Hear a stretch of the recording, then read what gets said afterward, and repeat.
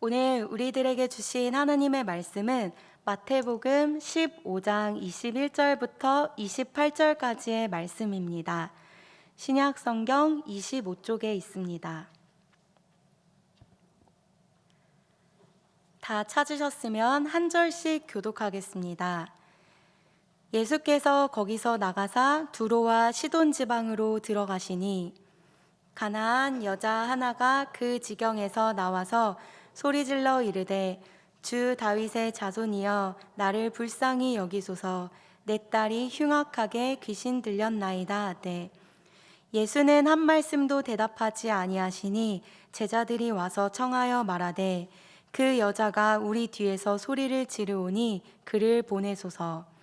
예수께서 대답하여 이르시되 나는 이스라엘 집에 잃어버린 양 외에는 다른 데로 보내심을 받지 아니하였노라 하시니 여자가 와서 예수께 절하며 이르되 주여 저를 도우소서. 대답하여 이르시되 자녀의 떡을 취하여 개들에게 던짐이 마땅하지 아니하니라. 여자가 이르되 주여 올소이다마는 개들도 제 주인의 상에서 떨어지는 부스러기를 먹나이다 하니 이에 예수께서 대답하여 이르시되 여자여 내 믿음이 크도다 내 소원대로 되리라 하시니 그때로부터 그의 딸이 나으니라. 아멘. 하나님의 말씀입니다.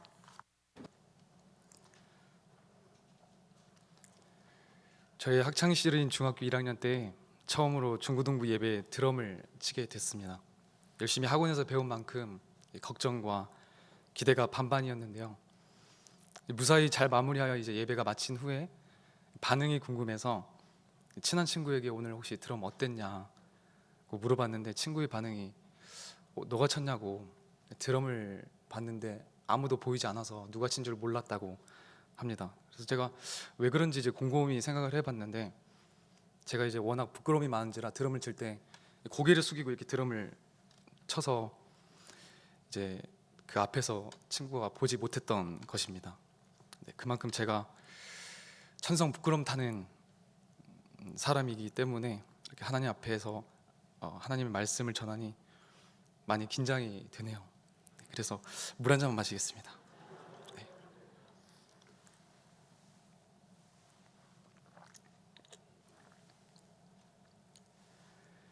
여러분, 부르심 하면 무엇이 생각나시나요? 일반적으로 부르다의 사전적 의미는 누군가가 말이나 행동으로 주의를 끌거나 오라고 하는 행위로 알고 있습니다. 그러나 기독교에서 말하는 부르심은 영어로 콜링, 그리고 부를 소의 목숨명 해서 부르심 받은 목숨입니다. 즉 예수 그리스도 안에서 주어진 구원을 받도록 영원히 죽을 수밖에 없는 죄인을 부르시는 하나님의 거룩한 구속 행위입니다. 하나님께서 직접 우리를 하나님의 자녀로 삼으시고 더 나아가 구원의 복된 소식을 세상에 전하며 믿음의 삶을 살아가도록 초청하신 것입니다. 하나님께서 말씀을 통해 이스라엘 백성을 택하시고 아브라함부터 12제자까지 모두 하나님께서 부르셨습니다. 그리고 저와 여러분 또한 하나님께서 어떠한 방법이나 경로를 통해서든지 이 자리에 함께 모여 예배하는 공동체로 부르셨습니다. 그리고 여기에서 멈추지 않고 하나님의 부르심에 대한 믿음을 가지고 이에 반응하는 삶을 살아가는 것이 모든 그리스도인의 본분입니다. 물론 하나님의 직접적인 음성을 통해 내가 부르심을 받지 않았기에 그리고 않았다고 생각할 수도 있습니다. 그러나 하나님께서 이미 말씀을 통해 우리를 부르셨습니다. 디모데후서 1장 9절 말씀을 함께 합독하시겠습니다. 하나님이 우리를 구원하사 거룩하신 소명으로 부르심은 우리의 행위대로 하심이 아니요 오직 자기의 뜻과 영원 전부터 그리스도 예수 안에서 우리에게 주신 은혜대로 하심이라. 이미 하나님께서는 영원 전부터 부르심을 계획하셨습니다. 그러나 부르심을 받았다는 사실을 이렇게 인지하였어도 부르심 받은 믿음의 삶을 살아가는 것은 또 다른 영역입니다. 저 또한 지금은 하나님을 인격적으로 만났기 때문에 믿음의 삶을 살아가기 위해 몸부림치지만 처음부터 세계에서 가장 위대하신 하나님을 찬양하기 위해서 또는 나를 구원해 주신 예수님을 너무 사랑해서 믿음 생활을 하진 않았습니다. 하나님이 원하시는 부르심 받은 자의 믿음의 삶이 무엇일까? 믿음은 추상적이기에 보이지 않아서 분별하기도 어렵습니다. 그러나 믿음은 행동과 삶으로 드러나기에 우리는 하나님을 믿는 사람으로서 믿음의 삶이 얼마나 중요한 것인지 알고 있습니다. 아무리 말씀을 많이 듣고 많이 읽고 설교와 성경 공부 등 많은 믿음의 지식이 쌓여도 야고보서에서 언급한 말씀처럼 행함 없는 믿음은 죽은 믿음입니다. 성경에서도 믿음에 대하여 많은 이야기를 다루고 있고 예수님께서는 그 믿음의 크기도 구별하십니다. 그러나 오늘 본문 말씀을 통해 예수님께서 제자들에게 한 사건을 통하여 큰 믿음을 소유한 여인을 소개하십니다. 우리가 함께 말씀 속에서 큰 믿음을 소유한 한 여인의 발자취를 따라가 보길 원합니다. 첫 번째는 믿음의 삶을 살아가는 사람은 주님을 찾고 부르짖습니다. 오늘 본문 22절 말씀을 보면 가나안 여인이 등장합니다. 이 가나안 여인은 그 지경에서 나와 소리치며 부르짖습니다. 주 다윗의 자손이여 나를 불쌍히 여기소서. 내 딸이 흉악하게 귀신 들렸나이다 하되. 이 가나안 여인은 유대인들의 관점에서 보았을 때 여러 측면에서 예수님을 찾아오기에 부적절한 자였음을 보여줍니다. 전절인 21절 말씀을 살펴보면 예수님께서 거기서 나가사 두로와 시돈 지방으로 들어가십니다. 오늘 본문 말씀의 배경을 잠깐 살펴보면 이전까지 예수님의 사역은 갈릴리의 호수 중심으로 이루어졌습니다. 그러나 본 단락에서는 갈릴리 호수로부터 50에서 60km 떨어진 이방 지역으로 지중해 해변에 위치한 두로와 시돈 지방으로 가셨습니다. 그녀는 이방인 여인이었고 이방인이었으며 더러운 영이 들린 딸을 둔 자였습니다.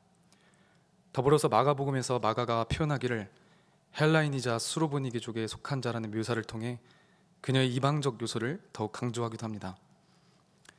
이처럼 예수님께 나오기 한없이 부족하고 그 누구보다 내세울 것 없는 이 여인이 예수님께 나아오며 자신을 불쌍히 여겨달라며 계속 소리를 지르며 부르짖습니다.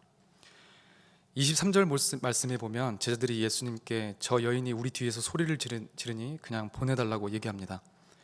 이때 소리 지른다는 단어를 헬라어로 직역하면 울부짖는다 라고 해석할 수 있습니다. 이 여인은 계속해서 예수님께 울부짖으며 소리치고 있는 것이죠. 이 부족한 이방 여인이 이렇게 간절하게 부르짖는 이유는 지금 나의 사랑하는 딸이 더럽고 악한 귀신에 붙들렸기 때문에 고통당하고 있습니다. 그 고통이 나의 고통이며 이 고통에서 해방할 분은 바로 예수님 한 분뿐임을 알고 있었기 때문입니다. 아마 여러 가지 방법을 다 동원해서라도 자신 딸의 고통을 해방해주고 싶었을 것입니다. 그러나 어떤 방법으로도 고칠 수 없었기에 이 여인은 마지막 소망인 예수님을 간절히 찾고 기다리며 부르짖었던 것입니다. 저는 아직 자녀가 없고 또한 제가 사랑하는 사람이 귀신 들렸거나 혹은 목숨이 위험한 상황을 경험해 보지 않았습니다. 그렇게 이 가나안 여인의 마음을, 이 어머니의 마음을 온전히 이해할 수 없고 비교할 수는 없지만 저도 하나님께 간절히 부르짖었던 때가 있습니다. 바로 죄에 대한 회의감이었습니다. 제가 처음으로 하나님께 기도함으로 하나님을 인격적으로 만났을 때 비로소 나를 위한 삶이 아니라 하나님을 위한 삶으로 목적과 방향성이 완전히 뒤바뀐 상황이었습니다. 그런데 한 가지 변하지 않는 사실이 있었는데 그게 바로 죄였습니다. 사실 지금 와서는 이제 웃으면서 얘기할 수 있는 얘기지만 그때는 너무 심각했습니다. 내가 예수님을 만났고 내 삶이 바뀌었는데 왜 나는 늘 같은 죄에 넘어지고 죄성이 가득할까? 죄는 왜 항상 나를 괴롭히고 고통스럽게 하는 것인지 고민을 많이 하면서 한 번은 죄를 지을 때마다 제 뺨을 때려보기도 하고 몸부림을 쳤는데 그 어떤 방법으로도 그 죄가 사라지지 않더라고요. 그러한 이중적인 제 모습이 증오스러웠고 이러한 죄의 고통 속에서의 나날을 보내는 순간마다 하나님께 이 죄의 굴레 속에서 꺼내달라고 정말 울부짖으며 기도했습니다. 그렇게 기도를 반복하면서 하나님께서 저에게 주신 마음은 죄는 네가 해결할 수 있는 게 아니야. 그렇게 내가 대신 그 죄를 위해 이 땅에 오지 않았냐고 하시며 함께 조금씩 죄를 이겨나가자. 그리고 반복된 죄를 최소화시킬 수 있도록 죄를 덜 지을 수 있도록 나를 더 찾고 나만 따라오고 나만 의지해 라는 그 음성이 저에게는 가장 큰 위로가 되었고 지금까지 신앙생활을 할 수 있는 원동력이 되었습니다. 물론 이 여인은 저보다 더욱 간절한 상황이었습니다.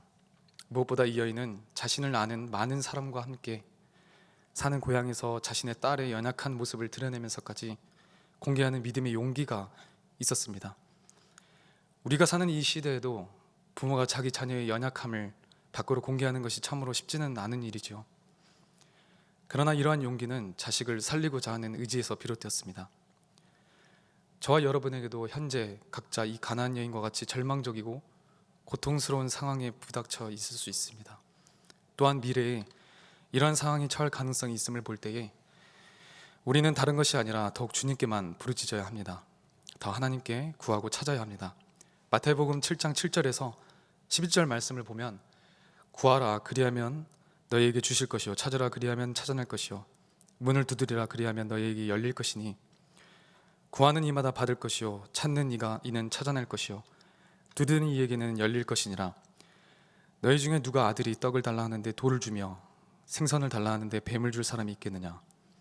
너희가 악한 자라도 좋은 것으로 자식에게 줄 알거든 하물며 하늘에 계신 너희 아버지께서 구하는 자에게 좋은 것으로 주시지 않겠느냐며 성경에도 말씀하고 있습니다. 왜냐하면 주님은 내 아버지십니다. 내 아빠예요. 어린 자녀가 넘어져서 다쳤다고 부모에게 부끄러워서 다친 사실을 숨기고 말을 못하나요? 물론 저처럼 숨어서 드럼을 칠 수는 있겠지만 대부분 그냥 넘어지면 울어요. 그래서 뭐라고 울냐면 아빠 또는 엄마 이렇게 세상 서럽게 울부짖으며 웁니다. 부모는 어린 자식이 울 때 왜 우는지 조금만 살펴보면 그 원인을 다 안다고 해요. 어디가 불편하거나 다치거나 배고프거나 기저귀에 대소변을 보거나 아니면 졸려서 운다는 것을 부모가 다 아는데 하물며 이 세상을 창조하시고 나를 지으신 하나님 아버지께서는 왜 우리의 마음을 모르시겠어요? 하나님은 다 아십니다. 하나님 내가 아는 것보다 나를 더 잘 아시고 사랑하십니다. 그렇게 결코 하나님께 나아가며 부르짖는다는 것을 부끄러워하지 마시길 바랍니다. 내가 남들보다 연약하고 부족하고 어느 것 하나 내세울 것 없는 사람인데 내가 부르짖는 소리를 과연 하나님께서 들으실까 걱정하고 염려하지 말고 사람 시선이나 세상 눈치 보지 말고 오직 믿음으로 주님의 이름을 간절히 찾고 부르짖으시길 간절히 소망합니다. 두 번째는 믿음의 삶을 살아가는 사람은 주님의 뜻을 인내하고 순종합니다. 오늘 본문 23절 말씀을 보면 예수는 한 말씀도 대답하지 아니하시니 제자들이 와서 청하여 말하되 그 여자가 우리 뒤에서 소리를 지르오니 그를 보내소서라고 말합니다. 이는 예수님께서 이 여인의 간절한 부르짖음에 아무 반응도 어떠한 대답도 하지 않으십니다. 심지어 제자들마저도 뒤에서 계속 울부짖는 소리에 차라리 빨리 고쳐서 보내주시라며 예수님께 요청합니다. 주석에서는 제자들이 그 여인을 보내달라는 의미가 고쳐서 보내주든지 아니면 그냥 보내주든지 보내는 것에 집중하고 있다고 표현합니다. 결국은 침묵하는 예수님께 중재자로 나선 이유가 그 여인에 대한 진정한 동정심 때문이 아니라 자신들의 평안과 안정과 휴식을 취하려는 단순한 이기심에서 비롯된다고 설명합니다. 그리고 예수님이 드디어 말씀하십니다. 24절 말씀을 보면 예수께서 대답하여 이르시되 나는 이스라엘 집에 잃어버린 양 외에는 다른 데로 보내심을 받지 아니하였노라 하시니 이러한 예수님의 말씀은 너무나도 냉담합니다. 즉 이 말을 해석해 보면 이스라엘 집에 잃어버린 자들 이러한 양들을 제외하고 보내심을 받지 않았다는 것은 결국 유대인이 아닌 이방 여인에게는 해당하지 않는다는 거절의 의미로 받아들여졌습니다. 아마 제자들은 예수님께서 이미 고쳐줄 마음이 없으시나 보다 생각했을 것입니다. 그러나 이 여인은 포기하지 않고 예수님께 나아왔습니다. 25절 말씀을 보면 여자가 와서 예수께 절하며 이르되 주여 저를 도우소서. 이 가나안 여인은 예수님의 침묵을 뚫고 예수님 앞에 절까지 하며 끈질긴 모습으로 간절히 요청합니다.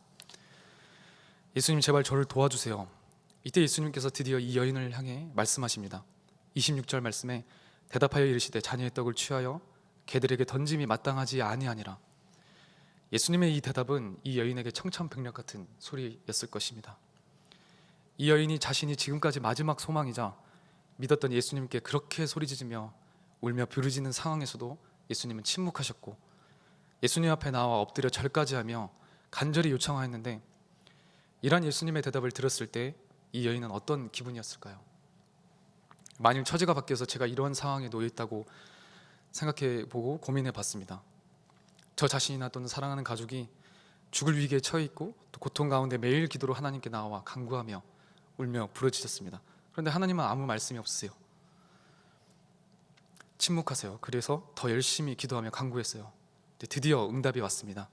그런데 이 여인에게 하신 말씀같이 주영아, 넌 내 자녀가 아니고 너 같은 자녀 둔 적도 없기에 너의 그 기도를 들을 수 없다라고 말씀하셨다고 한다면 저는 그 순간 무슨 이런 경우가 다 있냐며 분을 내어 큰 상처를 가슴에 안고 더 이상 기대하지 않고 포기할 것 같습니다. 그러나 하나님께서는 저의 과거의 일을 통해 생각나게 해주시면서 이러한 생각들이 온전히 저의 미성숙한 믿음으로 인하여 좌절하고 포기하게 하는 행동임을 깨닫게 해주었습니다. 불과 몇 년 전 저는 그저 현실 속에서 일어나는 안타까운 일들로 인하여 세상과 교회와 모든 인간, 더 나아가 하나님께도 부정적인 시선과 마음으로 살아가게 되면서 결국 마음이 공허하고 어떻게 살아가야 할지 막막했습니다. 그러나 포기하지 않고 마지막 한 줄기 빛을 소망하는 마음으로 살아가던 중에 흔들리는 물결 속에서 그 물에 비추어진 제 모습을 볼 때 형체를 알아보기 힘든 제 모습이 보였습니다. 그리고 잠잠해진 물결에 비추어진 제 모습을 보면서 온전한 제 모습이 비추어져 있더라고요. 그때 깨달은 사실은 결국 내 마음의 문제였음을 깨달았습니다. 하나님을 비추는 내 마음과 영이 흔들리고 있기에 하나님의 형상을 온전히 바라보지 못하고 더 나아가 모든 부정적인 마음과 시선도 여기서 비롯되었다는 사실을요. 혹여나 제가 깨닫기 전에 멈추었다면 저는 영원하지 않는 것을 쫓고 영원한 것을 놓치는 삶을 살았을 것입니다. 오늘 이 가나안 여인도 끝까지 인내하고 포기하지 않았습니다. 주님의 이름을 찾고 부르짖는 것에만 멈추지 않았습니다. 왜냐하면 이 여인은 예수님께서 자신의 딸을 고쳐주실 거라 온전히 믿었기 때문입니다. 우리의 믿음을 성장시키기 위해서 하나님은 때로는 침묵하시고 거절하실 때도 있습니다. 특별히 우리는 가끔 하나님께서 침묵하시는 부분에서 회의감을 가지고 포기하는 경우가 많습니다. 하나님의 침묵은 우리의 인내와 기다림을 요청하시며 하나님의 타이밍이 있다는 것을 알고 결코 포기하면 안 됩니다. 예수님께서 이 여인을 통해 침묵하시고 거절하신 이유는 그저 그 여인이 이방 여인이라서가 아니라 예수님께서는 이미 이 여인의 인내와 믿음을 보셨고 더욱 깊게 하시기 위함이었음을 볼 수 있습니다. 우리의 믿음 생활 가운데 언제나 하나님께서 오케이만 해주신다면 그것은 램프의 진이와 다를 게 없습니다. 혹여나 아무리 불러도 주님은 반응하지 않은 것 같고 내 마음이 메말라 하나님과 친밀함이 느껴지지 않는 그때에 우리는 멈추는 것이 아니라 하나님은 여전히 나를 지켜보시고 내 얘기를 듣고 계시며 함께 계신다는 것을 믿으시길 바랍니다. 이런 하나님의 뜻을 기대하고 믿음의 연단과 인내와 훈련을 통해 더욱 정금 같은 믿음으로 서가는 저와 여러분이 되길 간절히 소망합니다. 세 번째는 믿음의 삶을 살아가는 사람은 주님만이 나의 주인 됨을 인정하는 사람입니다. 마지막으로 예수님께서 지금까지 이 여인의 이러한 믿음의 행동을 요구하신 이유는 오늘 본문 말씀 26절, 27절 말씀을 보면 발견할 수 있습니다. 자녀의 떡을 취하여 개들에게 던짐이 마땅하지 아니하니라. 여자가 이르되 주여 올소이다마는 개들도 제 주인의 상에서 떨어지는 부스러기를 먹나이다 하니, 이 말씀에서 자녀의 떡이란 바로 구원받는 자들을 향한 주님의 자녀에게 약속된 구원을 의미합니다. 예수님께서 자녀의 떡을 취하여 개들에게 던지는 것이 마땅하지 않다고 이 가나안 여인을 향해 대답할 때에 이 여인은 너무나도 중요하고 지혜로운 말을 합니다. 그건 바로 주여 옳습니다. 그러나 개와 같은 저도 저의 주인이신 주님의 상에서 떨어지는 부스러기를 먹습니다 라고 고백합니다. 이 이방 여인은 자신을 개에 비유하면서 일단 예수님의 말씀에 전적으로 인정하고 동의합니다. 즉 자신이 죄인임을 인정하는 것을 넘어서서 이러한 형편없고 볼 것 없는 이 죄인에게도 나의 주인이신 예수님만이 나에게 구원과 자비를 베푸실 수 있습니다. 그리고 내 사랑하는 딸의 고통을 덜어줄 수 있습니다 라는 이 여인의 고백이 바로 예수님께서 원하시는 고백이었고 큰 믿음의 고백이었음을 알 수 있습니다. 오늘 본문 말씀 전 배경을 살펴보면 15장 1절에서 20절에 장로들의 전통에 관한 이야기가 나옵니다. 지도자들은 예수님께 묻습니다. 왜 당신의 제자들은 본인들도 열심히 지키고 있는 전통, 즉 떡 먹을 때에 손을 씻지 아니하냐는 이유로 예수님께 태클을 겁니다. 그러나 예수님께서도 말씀으로 반박하시며 이 외식하는 지도자들에게 이 백성이 입술로는 나를 공경하되 마음은 내게서 멀도다. 사람의 계명으로 교훈을 삼아 가르치니 나를 헛되이 경배하는도다. 결국 너희들의 전통으로 하나님의 말씀을 폐하고 외식하며 하나님을 헛되이 섬기는 자들이라고 책망하십니다. 바로 이후에 예수님께서도 무리와 제자들에게도 비유로 가르치시며 설명해 주시지만 제자들마저도 이 가르침을 깨닫지 못하여 예수님께 책망을 듣습니다. 그리고 난 후에 오늘 본문 말씀으로 바로 이어지는 것입니다. 율법을 잘 지켰던 이 종교 지도자에게 예수님은 그저 목수의 아들이자 자칭 메시아로서 눈에 가시 같은 존재입니다. 더불어 제자들 또한 예수님의 가르침을 깨닫지 못합니다. 왜냐하면 예수님의 제자들은 아직도 자신을 위해 예수님을 따르고 있었기 때문입니다.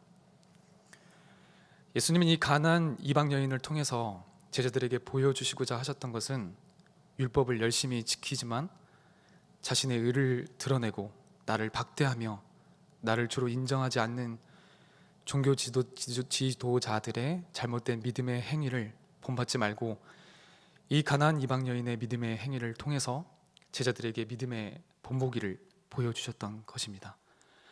갈라디아서 2장 16절 말씀을 보면 사람이 의롭게 되는 것은 율법의 행위로 말미암음이 아니요 오직 예수 그리스도를 믿음으로 말미암은 줄 알므로 우리도 그리스도 예수를 믿나니 이는 우리가 율법의 행위로서가 아니고 그리스도를 믿음으로써 의롭다함을 얻으려 함이라. 율법의 행위로서는 의롭다함을 얻을 육체가 없느니라. 아멘. 이제 말씀을 맺도록 하겠습니다. 저도 가끔씩 착각할 때가 있습니다. 내가 교회를 열심히 다니고 봉사하며 또 신앙생활을 하고 신학생이고 전도사이기에 다른 믿는 사람들보다 더욱 나은 믿음의 삶을 살 수 있다고 생각하며 교만한 생각을 가질 때가 많았습니다. 아무리 내가 하나님을 믿는다고 열심히 율법을 지키며 행동한다고 할지라도 내가 하나님 앞에서 죄인됨을 인정하지 않고 나의 주인이 하나님이라는 사실을 잊고 살아간다면 이것은 중심 없는 믿음이요 주님께서 원하시는 믿음이 아닙니다. 물론 쉽지 않습니다. 왜냐하면 세상은 그렇지 않기 때문이에요.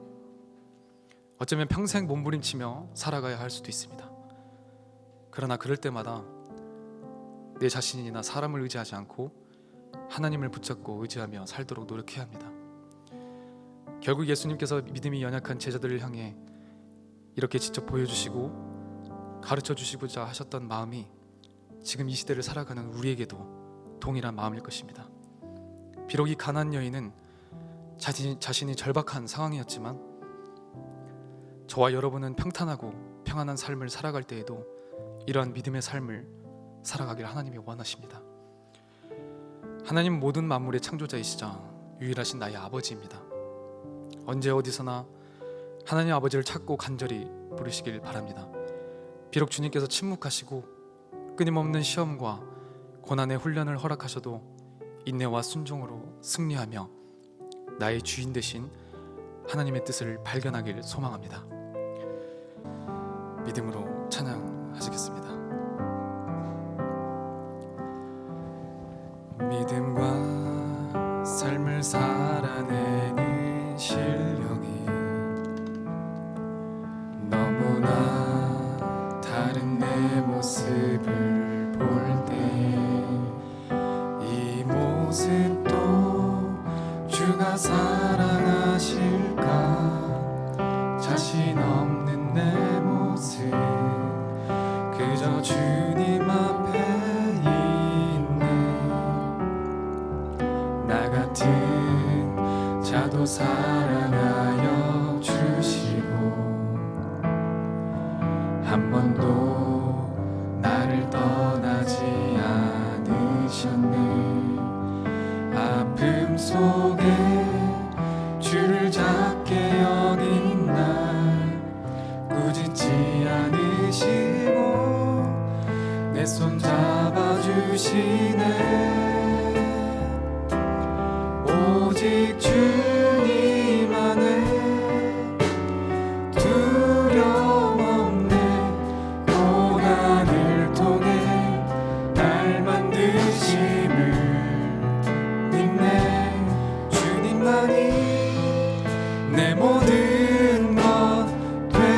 되시네. 주의 강한 손 날 붙드시네. 오직 주님 안에 소망 있네. 내 삶을 통해 영광 받으신 주님만이 내 모든 것 되시네. 주의 선하심 나 노래하네. 다시 한 번 더 찬양하시겠습니다. 믿음과 삶을 살아내는 실력이 너무나 다른 내 모습을 볼 때 이 모습도 주가 사랑하실까.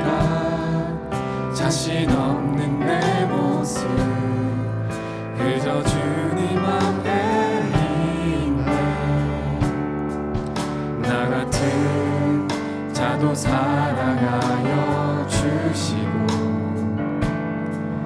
한 번도 나를 떠나지 않으셨네.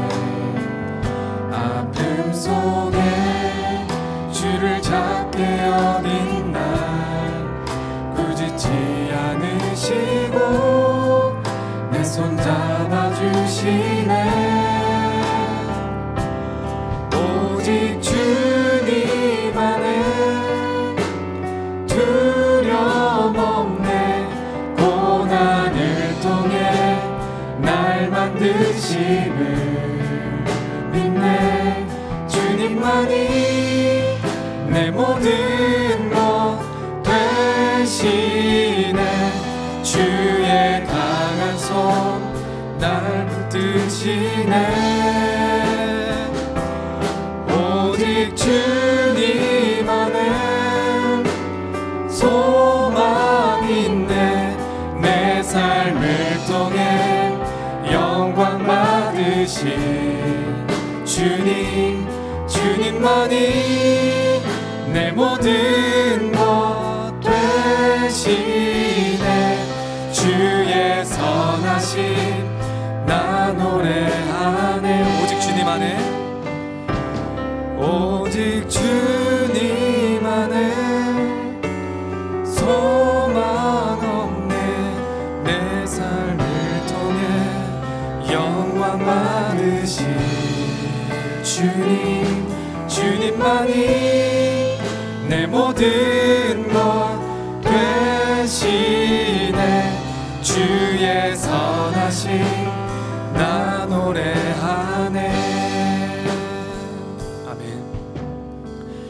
여러분 이 시간 기도했으면 좋겠습니다. 기도할 때 지금 눈을 잠시 감아 보시겠습니다. 큰 소리로 기도하지 않아도 괜찮아요. 우리 함께 이 시간 하나님께서 내 자신에게 어떤 말씀을 하시는지 조명하고 집중했으면 좋겠습니다. 아마 개인마다 다르겠지만 쉽지 않는 삶을 살고 계실 것 같아요. 코로나와 여러 가지 불안한 현실 속에서 가정과 직장과 학업과 인간관계에 부딪혀 영과 마음이 갈기갈기 찢겨서 어느 하나 성한 곳 없는 마음의 아픔들로 허덕이며 겨우 숨쉬기도 버거운 삶을 살고 계신 분도 있을 줄 압니다. 또한 이러한 상처와 아픔 때문에 영과 마음이 무뎌져서 더 믿음 생활하고 싶지 않은 분도 계실 것 같아요.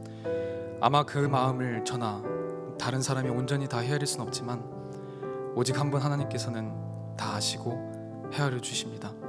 그리고 저와 여러분에게 믿음의 삶을 살아갈 수 있도록 믿음의 공동체를 허락하셨습니다. 예수님께서 제자 공동체로 만드신 이유도 바로 이 때문입니다. 우리는 혼자서 믿음의 삶을 살아가는 것이 쉽지 않습니다. 너무 쉽게 무너지고 엎어지며 때로는 포기하게 만듭니다. 물론 믿음의 공동체라고 하여도 사람이 모인 곳이기에 실망스러운 모습이 보일 수 있습니다. 그러나 우리가 사람을 보지 않고 하나님을 바라보며 시기와 질투, 미움과 다툼, 비교와 절망, 교만과 탐욕을 내려놓고 함께 믿음의 방향성을 올바르게 잡았으면 좋겠습니다. 조금씩 한 발자국 앞으로 나아갈 때 이후 나의 발자국 옆에 주님의 발자국도 함께 찍혀 있을 겁니다. 혹여나 이 모든 것이 무색할 만큼 고통스러운 상황이 내 앞에 펼쳐지더라도 그 모든 것보다 크신 주님께서 능히 이겨낼 힘을 주실 것을 믿고 다 함께 믿음의 삶을 살아갈 수 있는 그 힘을 허락해달라고 우리 하나님 아버지께 간절히 기도드리겠습니다. 기도하시겠습니다.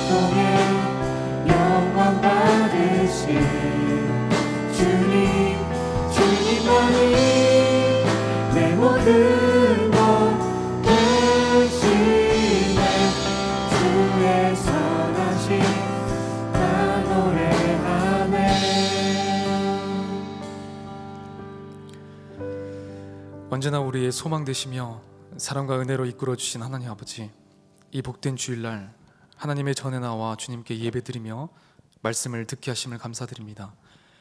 오늘 말씀을 통하여 큰 믿음을 소유한 가나안 여인과 같이 되길 원합니다. 온전히 하나님만을 찾고 부르짖으며 인내하고 순종하여 주님이 나의 주인됨을 인정하는 믿음을 허락해 주세요. 세상 속에서의 영원하지 않는 것들을 붙잡고 의지하며 살기보다 영원한 하나님 나라를 소망하며 살기를 원합니다. 그리하여 부르심 받은 두드림 공동체가 믿음의 삶을 통해 하나님께 기쁨이 되고 하나님의 나라를 이루어가는 귀한 하나님의 자녀가 되길 소망하오며, 이 모든 말씀을 우리를 사랑하시되 끝까지 사랑하시는 예수님의 이름으로 간절히 기도드립니다. 아멘.